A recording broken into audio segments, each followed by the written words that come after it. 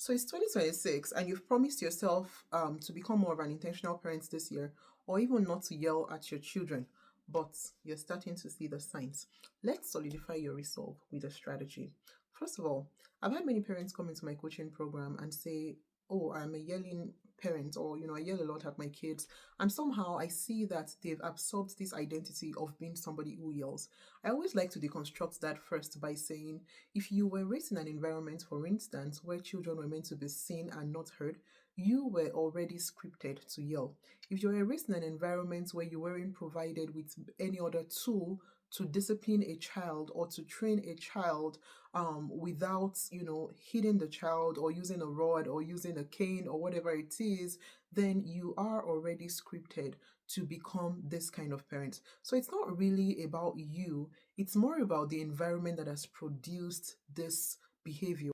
So here are three things that you can do quite easily to ensure that this doesn't happen anymore. First of all, you want to study to understand the developmental phases that your children will go through so that you are better prepared to handle them. Knowledge is power. I said in my book Guided Beginnings, and if you've not gotten that book, you definitely should. It's been heavily reviewed, and it's just a fantastic book that helps you to begin your intentional parenting journey. So first of all, you really want to understand that you cannot just love a child just by being their parent. Loving a child implies also loving them with knowledge. For instance, you have a partner, you have this love language where you like to be touched, and that is how you feel loved. Your partner has this love language where they need quality time. Imagine if you go through your marriage saying, the only way that I know how to love is through touch, and then you continue to touch your partner, and maybe they don't even like being touched, and they're trying to say to you, spend quality time with me. Part of you working on that relationship, part of you saying, this person is important to me, is actually to learn their love language and be able to love them in the way that they can interpret it, that you really love them. It's the same thing with parenting. We can't just say, I love my children, I get them all the good things, I send them to the best school, I'm slaving myself away for them. We really want to evolve based on knowledge. We really want to become better parents by ensuring that we are learning, by ensuring that we are growing. We understand the developmental phases of our children and we're better able to support them. An example I would typically cite, so let's say that you have a toddler. A point in time comes around age 2, 3, 4, where they come to the knowledge of I. They begin to see themselves as an individual, and this time is usually marked with them saying a lot of no's. They are always saying no. Even to the things that they would eventually do, they would say no. Sometimes parents interpret this as, if I continue to allow this child to say no, what if he becomes or she becomes a child that is just arguing with me, doesn't take instructions? That is not the case. The child is coming to a place of independence, and this is actually an important skill for them to have. So we don't want to stop them from saying no, really. We just want to guide them to ensure we support them the way that they need to be supported, while still acknowledging the phase that they are in. Invest in really learning about the developmental stages of your children. What's number 2 thing that you can do to ensure that you don't get caught in this loop? And that brings me to my second point, which is you really want to step back when emotion starts to run high. You don't want to get into a power tussle with your child. And there are many times when we have emotions that can almost overtake us and we really cannot handle them in that moment. It's okay to step away. It's okay to say, you know what? Mommy's going to take a minute. I will come back to this and we can address it then.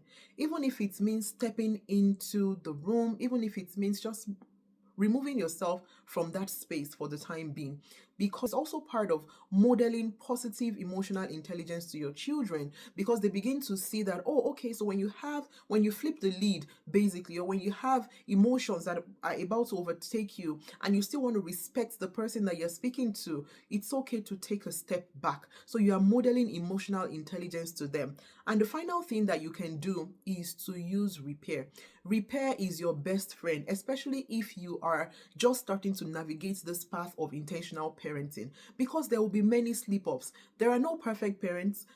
Intentional parenting, conscious parenting is really not about being a perfect parent. It's more about being a thinking parent, a parent who has identified their flaws and chosen not to stop at those flaws, a parent who is constantly striving to become better, to model better behaviors, to create a more positive and safe environment for their children. So you want to use repair. When you find that you've slipped up, it's okay to go back to your child, no matter how young they are, really, because you're modeling something. And when you continue to do that, they will also learn to do that with you as well. To say, you know what, I didn't like your behavior the other time, but I shouldn't still have spoken to you in that way. I really want to honor you in the way that I speak. And what I spoke to you, I don't think it was honoring.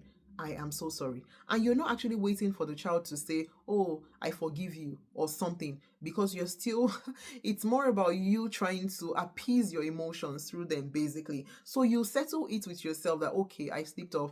This doesn't make me a bad parent. And then you say that to them. If it's an older child, they probably, especially if you've not been doing that before, they probably won't even say anything. And it's okay. You've shared that. And the child then begins to see, oh, I'm somebody worthy of honor.